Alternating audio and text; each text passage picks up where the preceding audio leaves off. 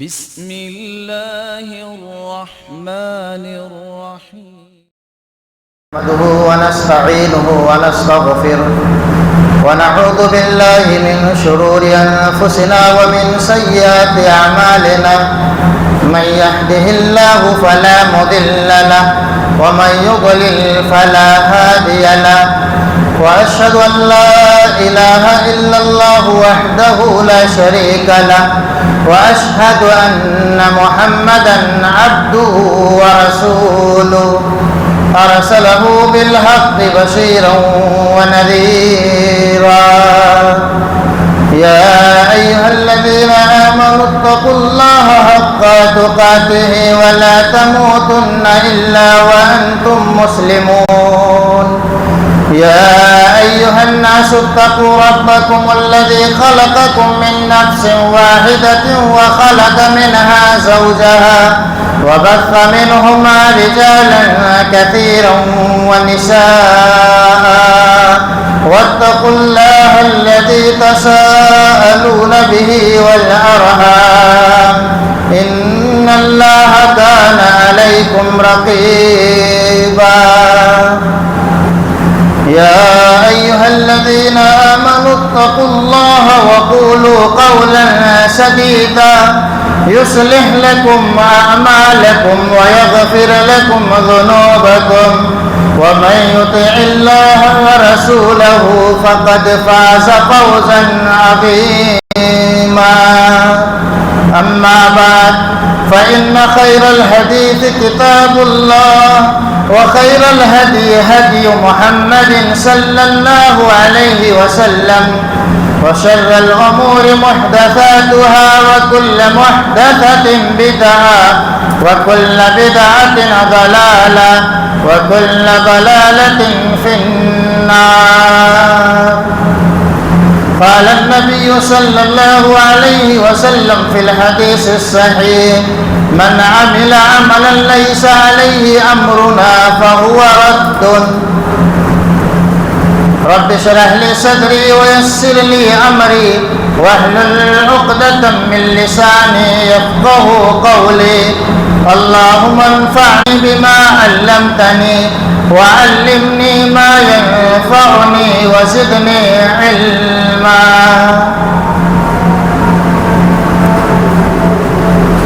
حاضرین جمعہ، بزرگان دین،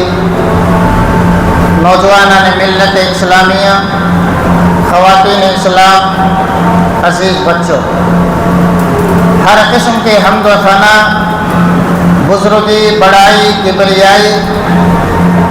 اس اللہ رب العالمین کے لیے لائق و زیبا ہے جو اکیلا تنے تنہا ہم سب کا خالق، مالک اور رازق ہے. وہی حق ہے، اس کا دیا ہوا دین بھی برحق ہے. بعدہ درود و سلام نازل ہو تمام انبیاء کرام پر، بالخصوص خاتم النبیین، نبی التوبہ، نبی الرحمہ، احمد مصطفیٰ محمد مصطفیٰ صلی اللہ علیہ وسلم پر. اللہم صلی وسلم وبارک علی عبدک ورسولک محمد وعلی آلہ وصحبہ اجمعین. حاضرین جمعہ، آدم علیہ السلام کو جب اللہ رب العالمین نے جنت میں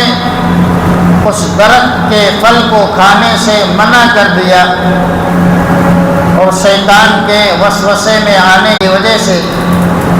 جب آدم علیہ السلام اس درخت کے قریب جا کر اس پھل کو چکھنے لگے، اس کے بعد اللہ رب العالمین کا جو حکم آتا ہے قال اهبطا منها جميعا، کہ دونوں کے دونوں زمین پر اتر جاؤ. اور اس کے بعد اللہ رب العالمین زمین پر اترنے کا پیغام دینے کے بعد اللہ رب العالمین نے آدم علیہ السلام کو بے یار و مددگار نہیں چھوڑا کہ آپ زمین پر جائیں، جیسے چاہیں، آپ کی عقل جو کہے وہ کرے. بلکہ اللہ رب العالمین نے اتارتے ہی یہ حکم دیا بعضکم لبعض عدو، یہ شیطان اور ابلیس اور اولاد آدم کے درمیان یہ ہمیشہ سے دشمنی رہے گی۔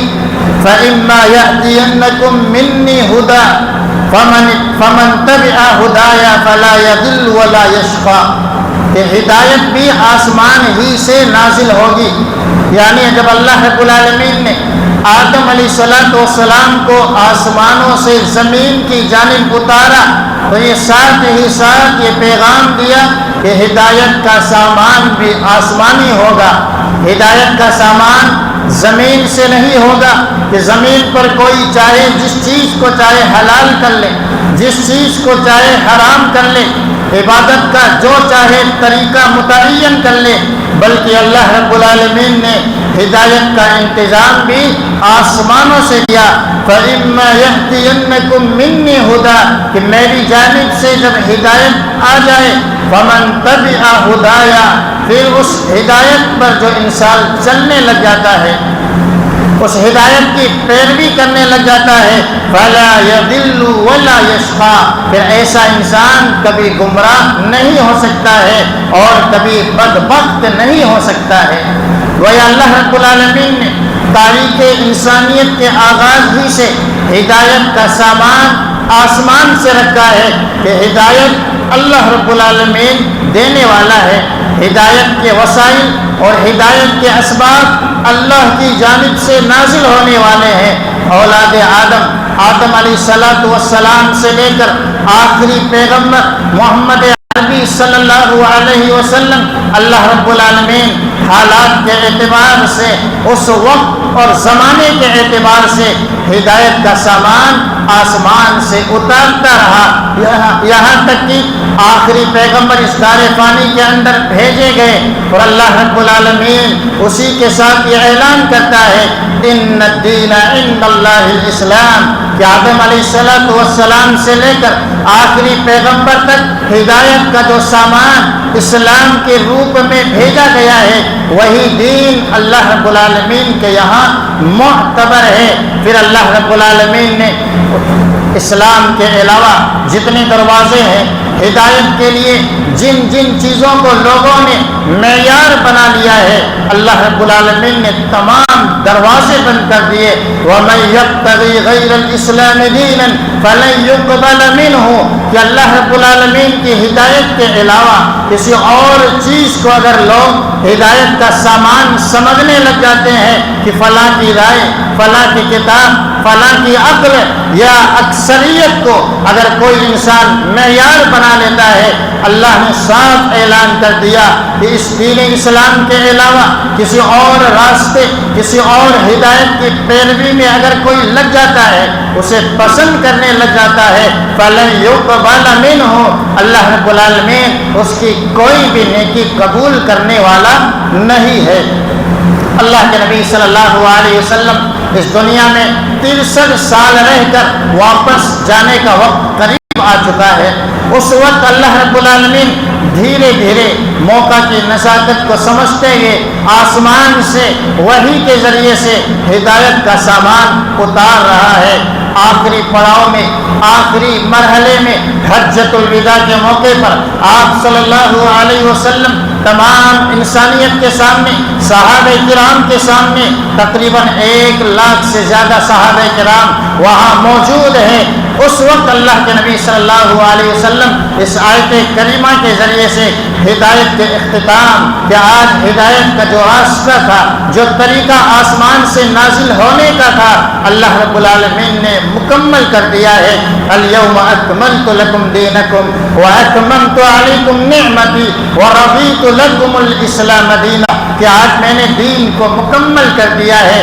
اب اس دین میں ذرہ برابر نہ بڑھانے کی کوئی گنجائش ہے اور نہ ہی ذرہ برابر گھٹانے کی گنجائش ہے۔ پھر آپ صلی اللہ علیہ وسلم نے صحابہ کرام کے سامنے مخاطب کرتے ہوئے آپ نے صحابہ کرام کو فرمایا الا هل بلغت، اے صحابہ کرام کی جماعت، اے مسلمانوں کی جماعت، جس مشن کو لے کر مجھے اللہ رب العالمین نے اس دار فانی کے اندر بھیجا تھا، الا هل بلغت، کیا وہ دین اسلام، وہ شریعت محمدیہ میں نے پہنچا دیا یا نہیں پہنچایا ہے؟ اس وقت صحابہ کرام نے ایک زبان ہو کر کے اقرار کیا کہ اللہ کے نبی صلی اللہ علیہ وسلم آپ نے رسالت کا حق ادا کر دیا ہے، آپ نے مکمل اسلام پہنچا دیا ہے، یعنی اسلام کی کوئی ایسی چیز نہیں جو جنت تک پہنچانے والی ہو، جہنم سے بچانے والی ہو، اور اللہ کے نبی صلی اللہ علیہ وسلم نے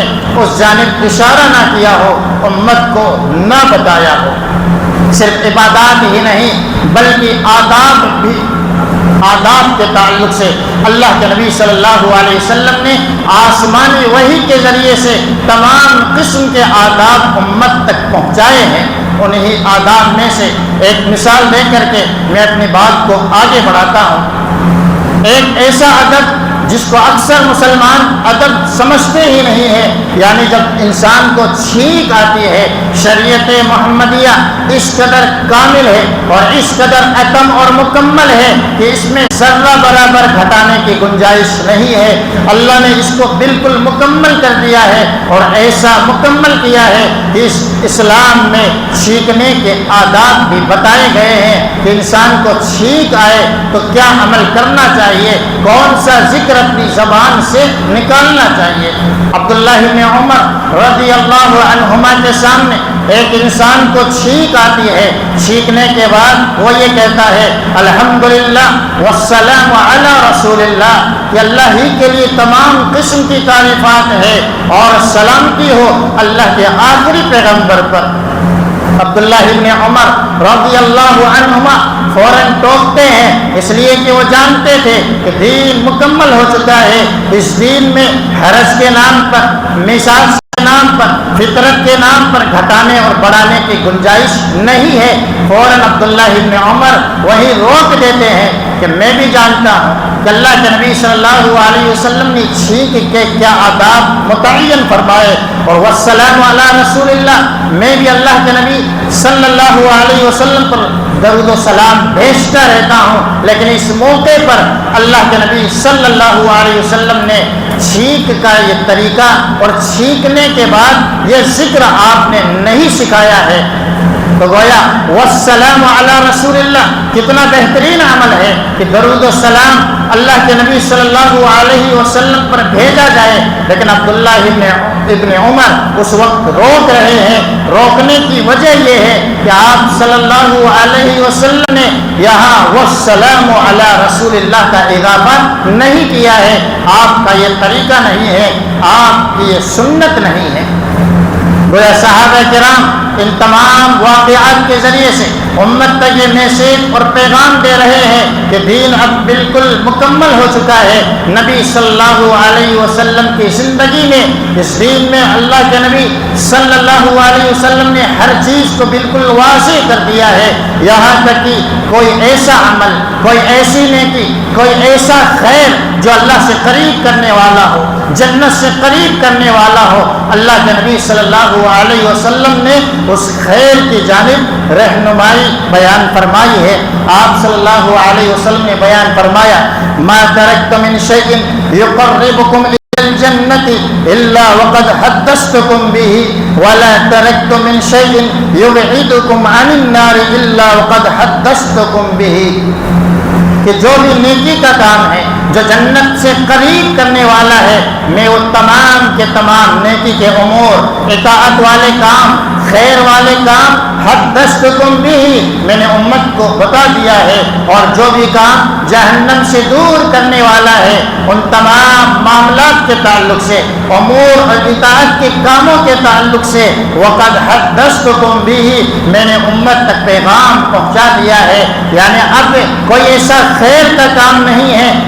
کوئی بعد میں اٹھ کر کے کھڑا ہو اور یہ کہے کہ یہ خیر کا کام ہے، یہ جنت تک پہنچانے والا کام ہے، یہ اطاعت والا کام کام ہے، نیکی والا کام ہے، میں نے جتنے کام تھے سب کو واضح کر دیا ہے اور امت تک یہ پیغام پہنچا دیا ہے، اور پیغام کے پہنچانے کے بعد اللہ نے دین کو مکمل کر دیا ہے۔ گویا اس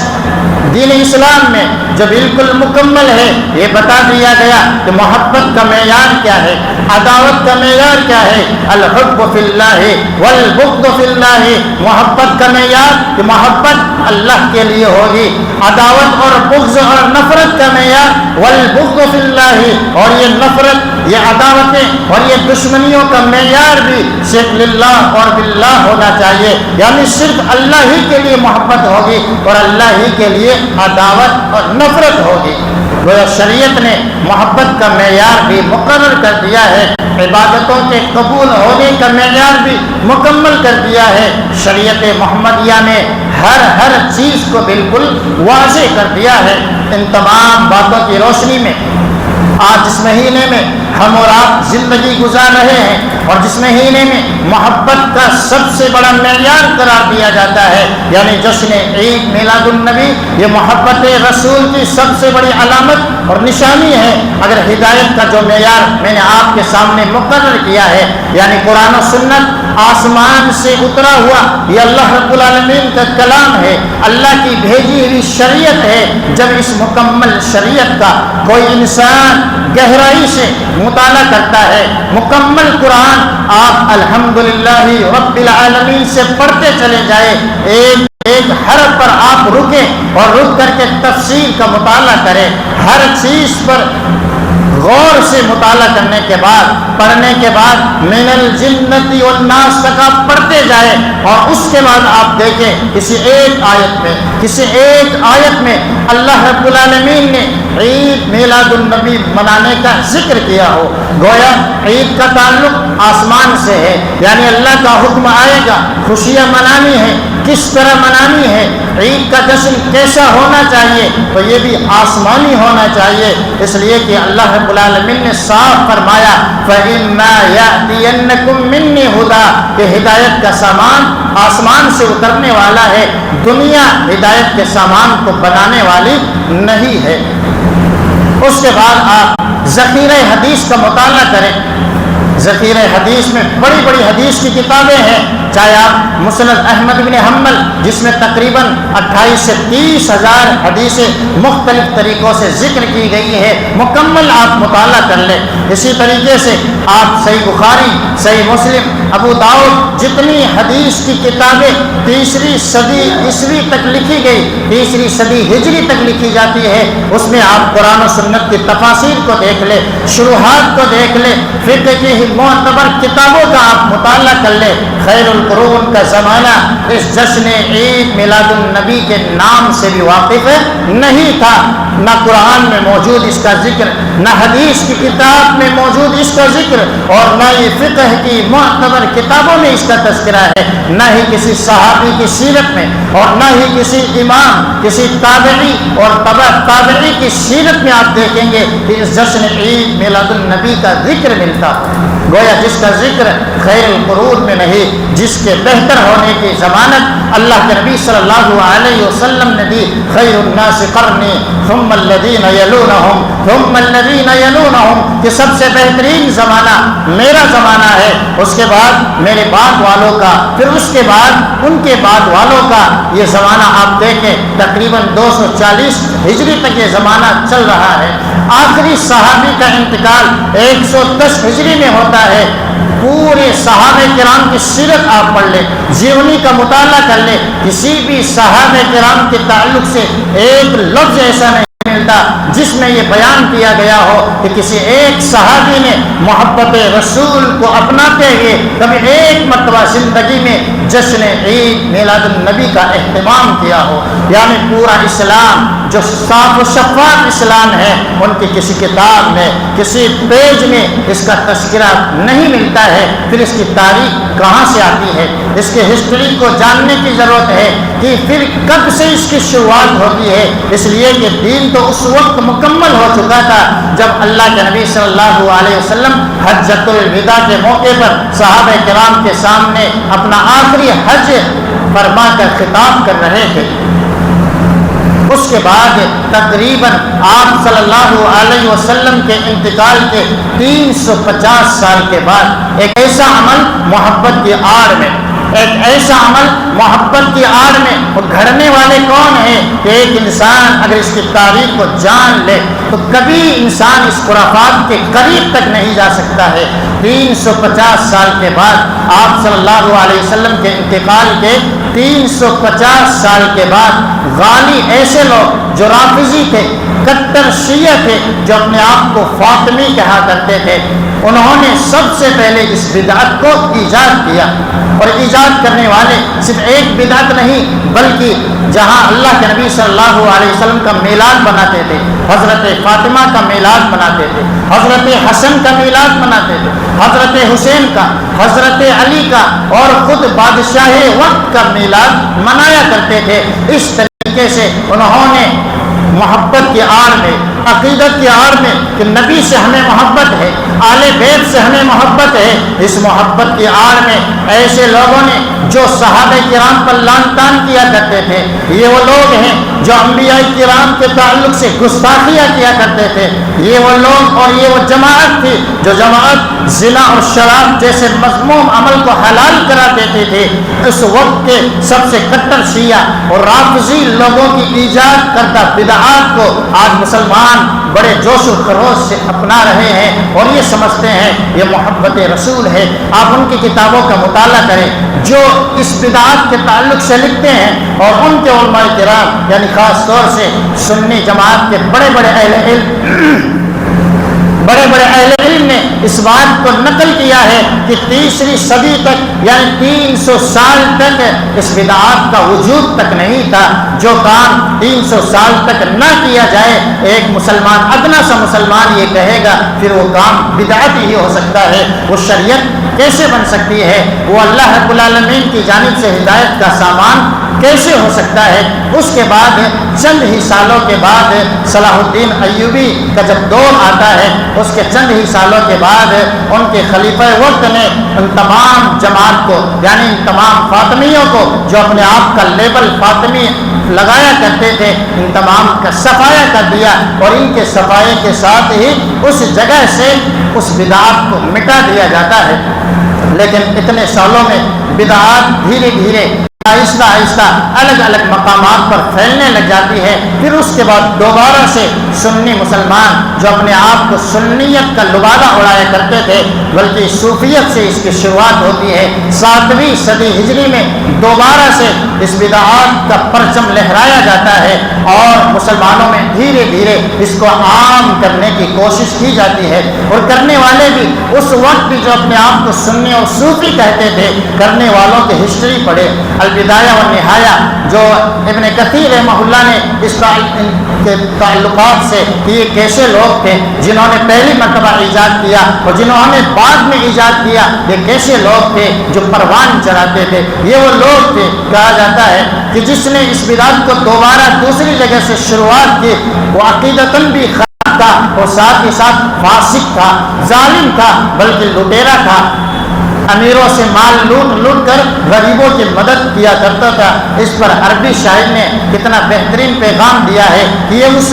عورت کی طرح ہے جو ایک بدکار عورت ہوتی ہے اور بدکاری سے حاصل ہونے والی رقم صدقات و خیرات میں لگا دیتی ہے، اسی طرح کا یہ عمل کیا کرتا تھا۔ اور اس طرح کے عیاش پرستی کے دور میں اس بدعات کو پروان چڑھایا جاتا ہے، لیکن دھیرے دھیرے جب اللہ رب العالمین نے ایسے علماء کرام کو پیدا فرمایا جو سنت کے پرچم کو لہرانے والے تھے، یہ بدعت اپنی موت مر جاتی ہے۔ پھر اس کا ذکر زیادہ تر ہر جگہ نہیں ملتا تھا۔ ہندوستان میں اس بدعات کو رواج دینے کا دور کب سے آتا ہے؟ آپ عقیدت میں دیکھیں، حقیقت کے آئینے میں اور تاریخ کا مطالعہ کریں گے، ہم کو تانا دینے والے کہ یہ انگریزوں کی اولاد ہے۔ اگر اس بدعات کے تعلق سے دیکھا جائے تو یہ انگریزوں کے آخری دور میں اس کے ہندوستان میں شروعات ہوتی ہے۔ اس دور کے اخبارات اور اس دور کے بعد کئی مشہور اخبار ایسے ہیں جنہوں نے مکمل تفصیل کے ساتھ یہ لکھا ہے کہ ہندوستان میں اس کی ایجاد کب ہوتی ہے؟ 1933 عیسوی میں، جبکہ آخری دور انگریزوں کا چل رہا تھا، اس لیے کہ انگریز یا اس ہندوستان میں رہنے والے جو اکثریت تھے وہ اپنے اپنے رہنماؤں کے برتھ ڈے پر بڑی پارٹیاں کیا کرتے تھے، تو مسلمان یہ سمجھتے تھے کہ جب یہ لوگ باطل پر ہونے کے باوجود عقیدت اور محبت میں اپنے اپنے رہنماؤں، اپنے ایشور، اپنے گاڈ اور بھگوان کے لیے اس طرح کے کام کیا کرتے ہیں، تو کیوں نہیں ہم بھی محبت رسول میں جلوس نکالے؟ تو 1933 میں باقاعدہ انگریزی حکومت سے لائسنس لے کر کے اس کی شروعات کی جاتی ہے۔ آپ اندازہ کریں کہ جو کام 1933 میں شروع ہو رہا ہے ہندوستان کی سرزمین پر، اسے آج کے مسلمان یہ سمجھتے ہیں کہ یہی محبت ہے اور یہی ایمان کا تقاضا ہے، جبکہ محبت رسول یہ ایمان کا جز اور حصہ ہے، اس کے بنا انسان اپنے آپ کو مسلمان تک نہیں کہہ سکتا ہے۔ لا یؤمن احدکم حتی اکون احب الیہ من ولدہ ووالدہ والناس اجمعین، یہ کیسے ممکن ہو سکتا ہے کہ اتنا سنہری دور اس محبت رسول سے بالکل خالی رہا، ناپید رہا؟ اگر اس کی تاریخ کا مطالعہ کریں اور پڑھیں تو مسلمان اس بات پر یقین کے ساتھ یہ کہہ سکتے ہیں کہ یہ بدعت ہے، شریعت میں نئی چیز کا اضافہ کیا گیا ہے، اور اللہ کے نبی صلی اللہ علیہ وسلم کے ساتھ واضح ارشادات ہے، من احدث فی امرنا ھذا ما لیس منہ فہو رد، کہ جو بھی ایسا کام جو میری شریعت میں نہیں ہے، شریعت محمدیہ میں نہیں ہے، جس پر نبی صلی اللہ علیہ وسلم کی سنت کی مہر لگی ہوئی نہیں ہے، فہو رد، وہ رد ہے، وہ مردود ہے۔ بلکہ آپ صلی اللہ علیہ وسلم نے اس کام کے ایجاد کرنے کے بعد عمل کرنے والے کے تعلق سے فرمایا، من عمل عملا لیس علیہ امرنا فہو رد، کوئی ایسا کام جس پر نبی صلی اللہ علیہ وسلم کی سنت کی مہر لگی ہوئی نہیں ہے، فہو رد، وہ کام میں مردود ہے۔ کوئی اللہ کے نبی صلی اللہ علیہ وسلم امت پر ہمیشہ رحمت اور شفقت کے ساتھ دیکھنے والے، ہمیشہ امتیوں کو یہ میسیج دینے والے، کل بدعۃ ضلالہ وکل ضلالۃ فی النار، آپ ہمیشہ یہ پیغام دیتے تھے کہ ہر بدعت، ہر نیا کام گمراہی ہے جو دین کے نام پر کیا جاتا ہے، چاہے محبت کے آڑ میں کیا جائے، چاہے اخلاق کے آڑ میں کیا جائے، وکل ضلالۃ فی النار، اور ہر گمراہی جہنم تک لے جانے والی ہے۔ جو اس بدعت کو کرنے والے ہیں، جو اس کام کو بڑی عبادت کے ساتھ، بڑی عقیدت کے ساتھ کرنے والے ہیں، ان سے آپ سادگی کے ساتھ، آسانی کے ساتھ ان سے ایک سوال کریں، ان سے یہ پوچھیں آسان انداز میں کہ ذرا یہ بتائیے کہ عید میلاد النبی منانا یہ خیر کا کام ہے یا شر کا کام ہے؟ یعنی یہ اطاعت کا کام ہے یا نافرمانی کا کام ہے؟ منانے والا کبھی یہ نہیں کہہ سکتا کہ یہ شر کا کام ہے، کبھی یہ نہیں کہہ سکتا یہ نافرمانی ہے، وہ ہمیشہ یہی کہے گا یہ اطاعت کا کام ہے، نیکی کا کام ہے۔ اس کے بعد آپ اس سے سوال کریں، ٹھیک ہے یہ نیکی کا کام ہے، اطاعت کا کام ہے، ذرا مجھے یہ بتلائیے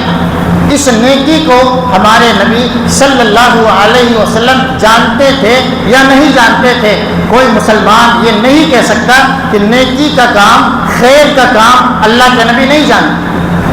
گویا کتنا بڑا اللہ کے نبی کی کتنی بڑی گستاخی ہوگی اگر کوئی شخص یہ کہے کہ یہ خیر کا کام ہے، اطاعت کا کام ہے، اچھائی کا کام ہے، جنت تک پہنچانے والا کام، اور نبی نہ جانے، جبکہ اللہ کے نبی صلی اللہ علیہ وسلم نے صاف انداز میں یہ بیان فرما دیا، خیر کے جتنے کام ہیں، اطاعت کے جتنے کام ہیں، یقربکم الی الجنہ، جو جنت سے قریب کرنے والے، وقد حدثتکم بہ، میں نے سب بیان کر دیے ہیں۔ اب اگر وہ کہتا ہے کہ نہیں آپ تو جانتے تھے، اللہ کے نبی خیر کا کام جانتے تھے، یہ عید میلاد النبی نیکی کا کام ہے، جنت تک پہنچانے والا ہے، تو آپ اس سے کہیے، ایک دلیل بتائیے کہ اللہ کے نبی نے امت تک یہ پیغام پہنچایا کہ نہیں پہنچایا؟ اگر وہ یہ کہتا ہے پہنچایا تو قرآن و سنت کی واضح دلیل مجھے دیجئے تاکہ میں بھی وہ خیر کا کام کر سکوں۔ اب اگر وہ کہتا ہے نہیں پہنچایا تو اللہ کے نبی صلی اللہ علیہ وسلم پر الزام ہے کہ آپ نے یہ نیکی کا کام چھپا لیا، گویا یہ نبی کو خائن قرار دینا ہے کہ آپ نے خیانت کی، نعوذ باللہ۔ اگر اس اعتبار سے کوئی سمجھنے کی کوشش کرے اور اللہ اسے توفیق دے تو اس بدعت سے فوراً توبہ کر لے گا، اس لیے کہ اس طریقے سے اگر کوئی سمجھتا ہے، اور اگر جو نہ سمجھے کہ جس کے دل پر مہر لگا دی جائے، اسے سمجھنا نہیں، اسے توفیق ملنا نہیں ہے، اس کا ہم اور آپ کچھ نہیں کر سکتے، کہ ہمارا کام یہی ہے وما علینا الا البلاغ، کہ ہم ان تک حق بات پہنچا دیں۔ اس بدعت کی آڑ میں کئی ایسی غلطیاں ہیں اور اس کے کئی نقصانات ہیں۔ ایک دو نقصان یا مختصر نقصانات میں آپ کے سامنے رکھوں گا۔ اس کا سب سے بڑا نقصان یہ ہے کہ جو اس بدعت کو یہ کہتا ہے یہی اسلام ہے اور یہی محبت رسول ہے اور یہی عیدوں کی عید ہے، بلکہ جو اس کو نہ مانے اس کو مسلمان تک نہیں کہتے، اس کی محبت میں شک کیا جاتا ہے۔ حقیقت میں اس عید کو وہ یہ کہتے ہیں یہ شریعت کا حصہ ہے، اور شریعت بنانے والی ذات صرف اللہ رب العالمین کی ہے۔ اللہ کے علاوہ کسی کو اختیار اور پاور اور طاقت نہیں ہے کہ وہ عید کہہ سکے کسی چیز کو، وہ یہ کہہ سکے کہ یہ شریعت کا حصہ ہے۔ گویا کوئی مسلمان اپنی زبان سے اپنے قلم سے یہ لکھتا ہے کہ یہ شریعت کا حصہ ہے، یہ اسلام کا حصہ ہے، یہ ایمان کا تقاضا ہے اور یہ محبت رسول کا تقاضا ہے۔ گویا وہ انسان جانے انجانے میں یہ کہتا ہے کہ یہ شریعت کا حصہ ہم لوگوں نے مل کر کے متعین کیا ہے، اللہ نے اس شریعت کو نازل نہیں کیا ہے۔ گویا اللہ کا نام لے کر، رسول اللہ صلی اللہ علیہ وسلم کا نام لے کر کے جھوٹ گھڑنا یہ دنیا کا سب سے بڑا جھوٹ ہے۔ جو آج عید میلاد النبی منانے والے اللہ اس کے رسول کا نام لے کر دھڑلے کے ساتھ یہ کہتے ہیں کہ یہ 1500واں، آپ دیکھیں شیطان کیسے کیسے روپ لاتا ہے اس سال تاکہ جشن اور زیادہ ہو۔ اللہ کے نبی کی پوری عمر جوڑ کر یہ کہا گیا یہ 1500 سالہ جشن عید میلاد النبی ہے۔ اب لوگ فخر کے یہ ساتھ سمجھتے ہیں اگر یہ عید ہمیں نہ ملے تو ہم تو بدقسمت ہے، اس لیے ہر کوئی اس عید میں شریک ہونے کی کوشش کر رہا ہے، حالانکہ بدعت گمراہی ہے، اور گمراہی ایسی گمراہی ہے فمن رغب عن سنتی فلیس منی۔ اللہ کے نبی صلی اللہ علیہ وسلم ایسے انسان سے برات کا اعلان کرتے ہیں کہ جو میری سنت سے اعراض کر لیتا ہے فلیس منی، اس کا مجھ سے کوئی طریقہ نہیں ہے، وہ شریعت اسلامیہ کے طریق پر نہیں چل رہا ہے۔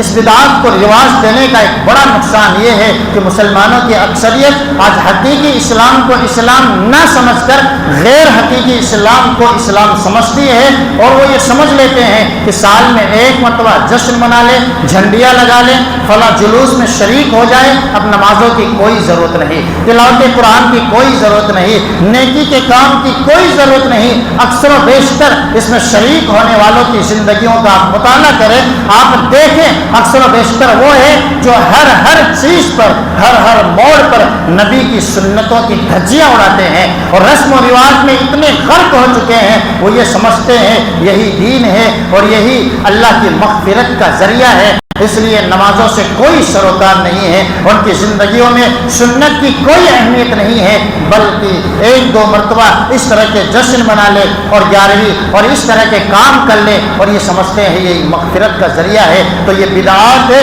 جب انسان کے ذہن و دماغ میں بیٹھ جاتی ہے تو حقیقی اسلام سے مسلمان دور ہو جاتا ہے۔ اسی طریقے سے اس کا ایک بڑا نقصان جو پوری امت اسلامیہ کو ہو رہا ہے، فضول خرچی کے نام پر اربوں روپے بے تحاشا ان 10-12 دنوں میں مسلمان صرف کریں۔ وہ مسلمان کہ جب قربانی کا دن آتا ہے، وہ مسلمان جب صدقات و خیرات کے ایام آتے ہیں، حج کے ایام قریب آتے ہیں، تو کئی مسلمان جو بڑے مفکر ہیں، محقق ہیں، دعویٰ یہ کرتے ہیں کہ اس حج سے بہتر ہے کسی غریب کی بیٹی کی شادی کر دے، کسی کا گھر بنا دے، مسجد تعمیر کرنے سے بہتر ہے کسی کا مکان بنا دے، کسی بھوکے کی بھوک کو مٹا دے۔ لیکن اس موقع پر ہم اور آپ یہ کیوں نہیں کہتے ہیں کہ اس فضول خرچی سے بہتر ہے جو اربوں روپے خرچ ہو رہے ہیں مسلمانوں کی ترقی میں، اگر یہ پیسے لگائے جائیں، کتنی یونیورسٹیاں ہیں، کتنے ہاسپٹل ہیں اور کتنی بہترین انتظامات ہم اور آپ امت کے حق میں کر سکتے ہیں، جو صرف محبت کے آڑ میں 10 یا 12 دنوں میں یوں ہی بہا کر ختم کر دیے جاتے ہیں۔ اور فضول خرچی یہ شیطانی بھائی ہے، فضول خرچی کرنے والے کو اللہ رب العالمین نے شیطانی بھائی قرار دیا ہے۔ آخری ایک نقصان ذکر کر کے میں اپنی بات کو ختم کروں گا۔ اس طرح کے جتنی ریلیاں ہیں اور جتنے جشن ہیں اس کا نام کچھ بھی رکھ دیا جائے، لیبل کچھ بھی لگا دیا جائے، یہ جلوس محمدی ہے، یہ جلوس حسین ہے، اس طرح کے نام سے ہم اور آپ حقیقت میں جو مسلمان یہ کام کر رہے ہیں اسلام کی شبیہ کو خراب کر رہے ہیں، اسلام کے صاف اور شفاف چہرے کو داغدار کرنے کی کوشش کر رہے ہیں۔ ہم اور آپ غیر مسلموں کو کون سا اسلام پیش کر رہے ہیں؟ جب غیر مسلم یہ دیکھتے ہیں کہ پوری دنیا کے مسلمان یہ منا رہے ہیں، اس طرح کے کام کر رہے ہیں اور جام کیا جاتا ہے، بلکہ کئی غیر مسلمانوں کو جانے انجانے میں اس کے ذریعے سے تکلیف پہنچائی جاتی ہے، تو ان کے دل میں اسلام سے محبت کے بجائے اسلام سے نفرت پیدا ہو جاتی ہے کہ اگر ایسا ہی اسلام اور ایسے ہی مسلمان بننا ہے تو ہمارے دھرم میں بھی یہی سب چیزیں ہیں، جھنڈیاں لگانا، جلوس نکالنا، ریلیاں لگانا، اس طرح کی چیزیں ہی اگر اسلام ہے تو یہی چیزیں تو ہم اور آپ وہ یہ سمجھتے ہیں یہی چیزیں ہم بھی کر رہے ہیں، اس میں کوئی فرق نہیں ہے۔ اس لیے مسلمانوں اسلام کی شبیہ کو، نبی کی سنتوں کو، نبی صلی اللہ علیہ وسلم کی شخصیت کو اس کے ذریعے سے مجروح نہ کیا جائے، امت تک حق میں سے وہ پیغام پہنچایا جائے کہ یہ عید حقیقت میں اسلام کے نام پر ڈاکہ ڈالنا ہے، اللہ کے نبی کی شریعت میں شریعت سازی کرنی ہے اور اس کے دنیا اور آخرت میں بڑے سنگین نقصان ہونے والے ہیں، اگرچہ ہم اور آپ سمجھتے نہیں ہیں، اس وجہ سے ہم اور آپ صحیح معنوں میں دعوت اللہ کا حق ادا نہیں کر پا رہے ہیں۔ اللہ رب العالمین سے دعا ہے اللہ رب العالمین ہم تمام مسلمانوں کو صحیح اسلام کی سمجھ عطا فرمائے، جو ہمارے بھائی دین سے دور ہیں، بدعات کے نام پر سنت اور سنت کے نام پر بدعات کر رہے ہیں، اللہ ان کو صحیح سمجھ عطا فرما دے، انہیں راہ حق کا راہی بنا دے اور ہم سب کو جنت والے کام کرنے کی توفیق عطا فرمائے۔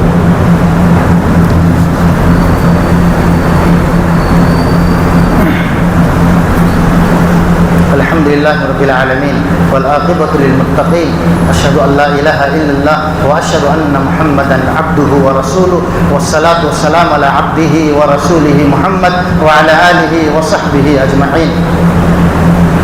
اسلام کا ایک اہم فریضہ ہے نہی عن المنکر، یعنی سماج میں جب منکر کام ہو، اسلام کے خلاف کام ہو تو ہر مسلمان کی یہ ذمہ داری ہے، کنتم خیر امت اخرجت للناس، ہمیں خیر امت اسی لیے کہا گیا ہے کہ بھلائی کا حکم دینے کے ساتھ ساتھ برائی سے روکا جائے، صرف نماز پڑھنے کا، اخلاق اچھے کرنے کا، معاملات بہتر بنانے کے ساتھ ساتھ امت و سماج میں پائی جانے والی برائیوں سے آگاہ کیا جائے۔ ہر شخص کی ذمہ داری ہے، چاہے مرد ہو چاہے عورت ہو، اگر آپ حق جانتے ہیں اچھے انداز میں، نرم لہجے میں، صحیح طریقے سے حق کا پیغام ان تک پہنچائے، اس لیے کہ ہمارا کام پہنچانا ہے، توفیق دینا، ہدایت تک پہنچانا، یہ اللہ رب العالمین کا کام ہے، کوئی مانے یا نہ مانے صحیح طریقے سے آپ پہنچا دیں۔ اگر دلائل وہ مانتے ہیں تو اہل علم سے آپ رابطہ قائم کروائیں کہ ان کے یہ دلائل ہے، ان کے آپ جواب دیں۔ جو بھی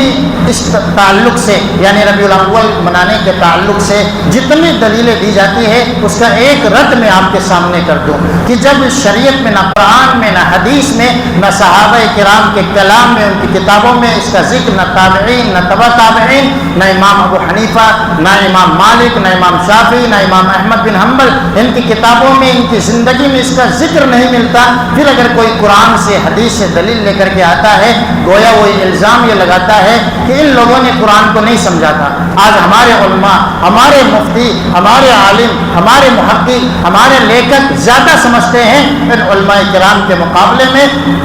دونوں چیزیں آپ کے سامنے ہیں کہ ہم کس کی گستاخی کر رہے ہیں، قرآن کے ساتھ ساتھ ائمہ کرام کی، صحابہ کرام کی، تابعین اور تبع تابعین کی، یہ کہہ کر کے کہ انہوں نے قرآن کا مطلب نہیں سمجھا۔ آج ہمارے علماء یہ کہتے ہیں فلاں قرآن کی آیت میں عید میلاد کا ذکر ہے، حدیث میں تذکرہ ہے، اس طرح کا جو بھی ذکر لاتا ہے آسان رد یہی ہے کہ قرآن و سنت کی معنوی تحریف کرنا ہے، قرآن و سنت کے معنی کو بدلنا ہے۔ یہ ایک مسلمان کی شان نہیں بلکہ یہودیوں کی نشانی قرآن میں ذکر کی گئی ہے۔ اللہ رب العالمین سے دعا ہے اللہ رب العالمین ہم سب کو حق سمجھنے اور حق کے مطابق زندگی گزارنے کی توفیق عطا فرما۔ اللہ رب العالمین ہم سب کو باطل کی جتنی راہیں ہیں ہمیں سمجھا دے تاکہ ہم سب باطل کی راہوں سے بچ سکے، ہم سب کی حفاظت فرما، شرکیات سے، بدعات سے، خرافات سے جب تک تو ہمیں زندہ رکھے، حقیقی اسلام کے ساتھ زندہ رکھ، جب ہمارا خاتمہ ہو ایمان بالخیر کے ساتھ ہو. آمین.